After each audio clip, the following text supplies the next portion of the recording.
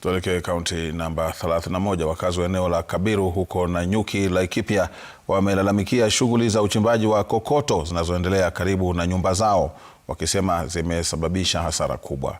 Wanasema mitikisiko inayotokana na shughuli hiyo imeathiri vibaya nyumba zao, huku baadhi zikiwa zimepasuka na kuharibika kabisa.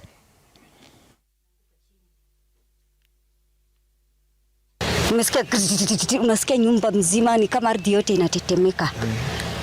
Unasikia ardhi inatetemeka, basi unasikia tu kitu imelipuka tu.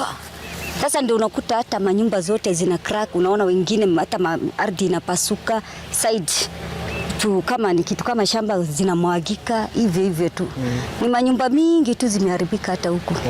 Tunamsikia kila dakika, mara ndio imelipuka, tunachukua mtoto tunakimbia na pale. Tukifikirianga hata tumekuja kuvamia ama ni nini. Ardhi akitingisika, si hata nyumba anawachana.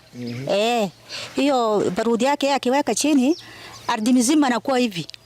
Yaani hiyo siku kwanza ya misho, paka hata mtu hata mimi siku ya kwanza nasimama hapa paka mimi imekuwa hivi. Iko mzee karibu yangu amenishika mkono hivyo. Kuastuka kusukuya kuastuka paka saa hii mgongo unaniuma. Sara manyumba zimecrack kila mahali. Tuna nini usiku inalala ikilia ki unalala kwa uoga. Shida yetu hapa ni zile balloon explosives zile zinapigwa kutoka huko upande ule. Zinapigwa hata zinatetemesha nyumba. Unaona tumelipea bila tumefanya